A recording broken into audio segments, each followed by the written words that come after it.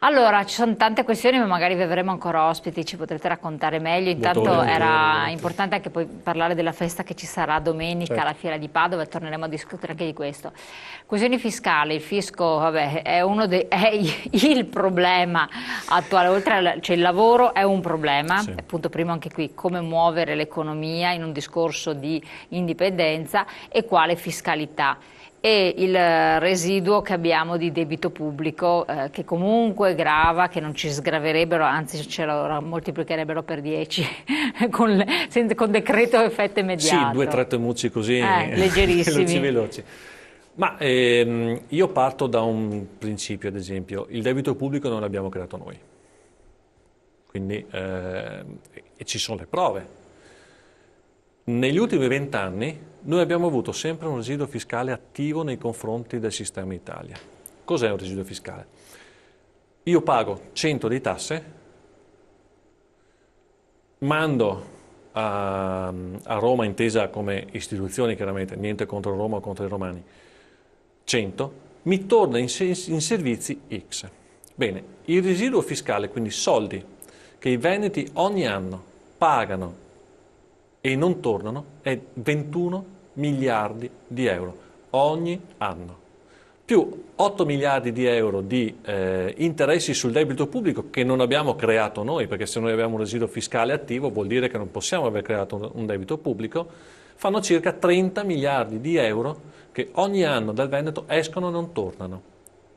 Per fare un calcolo semplice semplice, sono 5.000 euro per ogni veneto abitante in Veneto, da un bambino appena nato a un ultracentenario.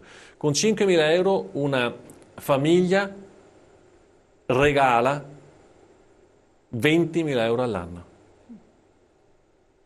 10 anni sono 200.000 euro un appartamento.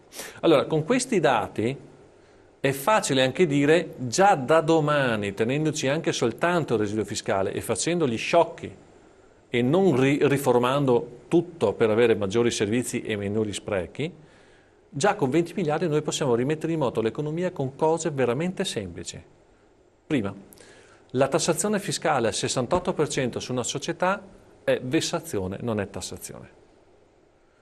200 km da Padova, ad esempio, siamo in Austria, 25% di tassazione, siamo in Slovenia, 17%, ma siccome è alta, non sono in concorrenza con il resto dell'Europa, dall'anno prossimo la porteranno al 15%.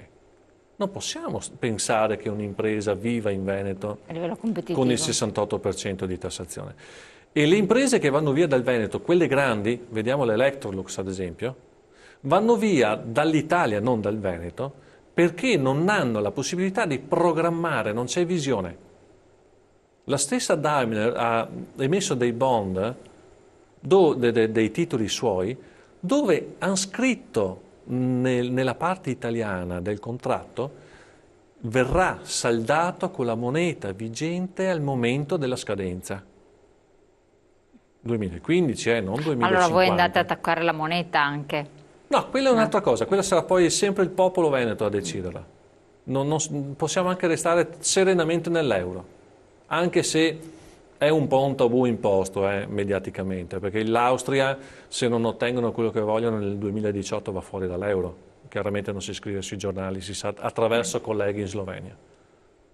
Perfetto. Qualcosa da aggiungere a questo riguardo della Ma tassazione? del discorso della tassazione ci sono Sì, perché tantissime... dopo un tema, i servizi, la No, no, ma ci sanità, sono... il sociale, tutto quello con un residuo che noi fiscale, già paghiamo. vorrei specificare, il residuo fiscale sono mancanza di servizi che non entrano, quindi sanità, forze di polizia e tutto quello che può servire. Come diceva Pietro, sia sul tema del rilancio delle imprese, ma penso anche a un aumento per esempio delle pensioni, può essere un aumento in busta paga ma quello sì reale, non al sistema Renzi a pioggia. Io faccio sempre l'esempio, un giovane che prende 1.200 euro di stipendio e ad oggi purtroppo è già un buon stipendio, 1.200 euro, Se comincia a pagare 500 euro di affitto di una casa o di un mutuo, 200-300 euro gli vanno via tra luce, acqua, gas, benzina se ha la macchina, assicurazione, gli restano 400 euro per mangiare, vestirsi e divertirsi. Cioè, voglio dire, noi dobbiamo dare un futuro ai nostri nipoti, ai nostri figli, a noi stessi. È questo che l'indipendenza ci può dare un futuro. Non possiamo pensare di vivere, di sopravvivere con 10 euro al giorno. Assolutamente. Questa è una cosa che purtroppo non abbiamo una visione, e tutti gli altri politici, tutti gli altri partiti fanno solo della demagogia oggi quando dicono bisogna far così, bisogna tagliare, bisogna, ma come lo fai? Come? Con che strumenti? Come diceva Pietro, 90.000 dipendenti, posso lasciarli a casa? Assolutamente no, perché si crea un caso sociale. Quindi devo per forza rinnovarmi dall'interno, e l'indipendenza è per quello che vi esorto a prendere coscienza, ad essere veneti con la V maiuscola, e amare questa terra, questo popolo, noi stessi, amare noi stessi e guardare un futuro con un sorriso per un percorso che è pacifico, legale e democratico.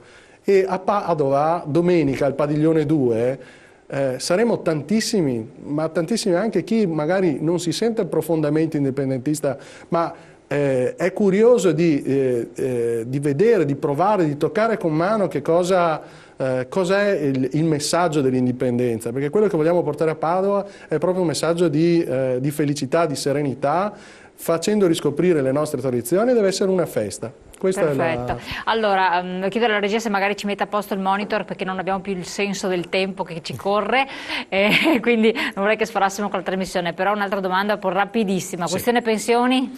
Alle pensioni va sfatato un mito, che è quello che in qualche posto ci sia un forziere dove vanno a finire i soldi che noi oggi paghiamo di pensione. In effetti io oggi che sto lavorando pago le pensioni a chi ha lavorato negli anni passati, e sarà uguale, con la differenza che potremmo, sempre in virtù di quei 20 miliardi, 30, di residuo fiscale più interessi sul debito pubblico, potremmo aumentare le pensioni, abbassare l'IVA, abbassare la tassazione e richiamare tantissime aziende venete, ma anche al di fuori del Veneto, che vengano ad investire in Veneto, riattivare il circolo del lavoro, ricreare lavoro. Ma pensi solo a abbassare l'IVA? Questo è un altro aspetto. Potere d'acquisto in più. Allora, detto questo, intanto resta l'invito a tutti quanti indistintamente a partecipare alla festa che parte alle 11 di mattina alla Fiera di Padova domenica prossima, quindi un'occasione anche per informarsi, perché immagino poi ci saranno anche dei corner informativi, dei momenti anche, oltre che ludici, gastronomici per grandi e piccini, ma anche di informazione ulteriore. E noi naturalmente vi auguriamo di avere successo con questa iniziativa e di sortire qualche risultato di cui potrete renderci partecipi, rendere partecipi i nostri telespettatori. Grazie ancora, appuntamento con noi a domani. Grazie.